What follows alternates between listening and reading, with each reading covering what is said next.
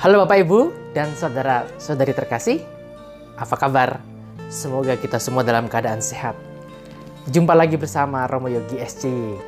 Kita hari ini mau merenungkan sabda Tuhan dan diajak untuk mengambil inspirasi darinya sebagai bekal perjalanan hidup kita.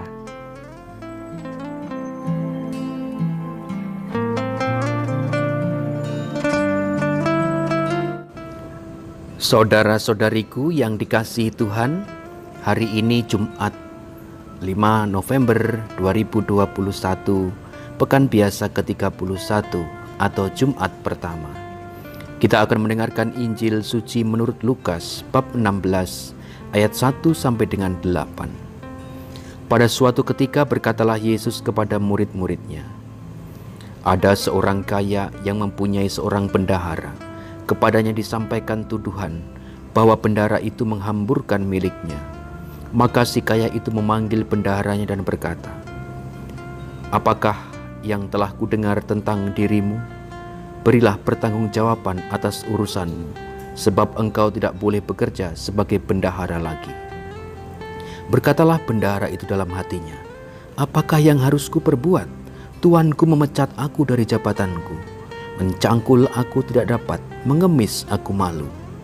Aku tahu apa yang akan kuperbuat, supaya apabila aku dipecat dari jabatanku sebagai bendahara, ada orang yang mau menampung aku di rumah mereka." Lalu ia memanggil satu demi satu orang yang berutang kepada tuannya. Berkatalah ia kepada yang pertama, "Berapa besar utangmu pada tuanku?"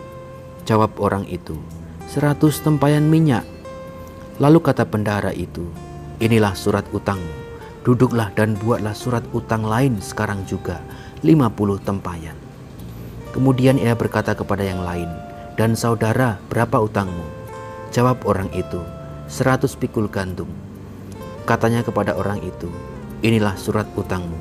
Buatlah surat utang lain 80 pikul."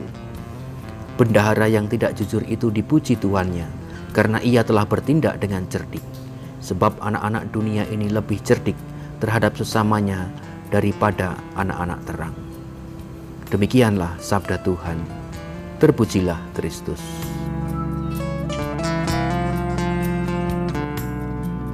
Kita adalah bendahara yang ditunjuk Tuhan untuk mengelola miliknya. Miliknya itu juga bisa berupa harta, talenta, atau kepintaran yang ada pada kita saat ini. Dalam baca Injil tadi, seorang bendahara menggunakan keahlian dan kecerdikannya untuk membantu orang miskin tanpa membuat tuannya keberatan. Mungkin situasinya berkebalikan dengan situasi real sekarang ini. Mengapa? Memiliki kelebihan dalam keterampilan, keahlian, kekayaan, dan kepandaian menjadi modal efektif untuk mencari uang pada zaman ini. Tentu saja itu tidak keliru. Barulah keliru ketika kita menjadi sedemikian rakus dan memaksa semua orang untuk membeli kelebihan kita.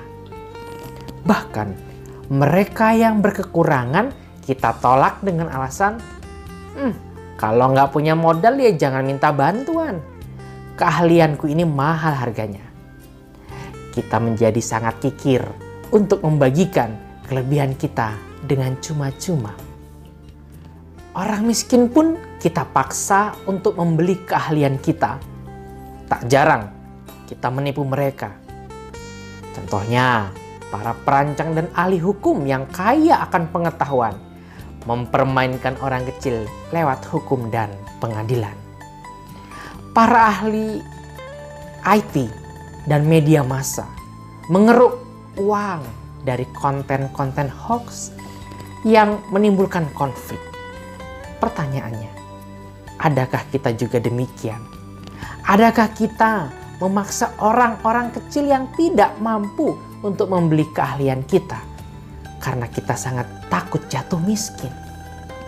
Atau kita menggunakan keahlian kita untuk membantu mereka dengan cuma-cuma?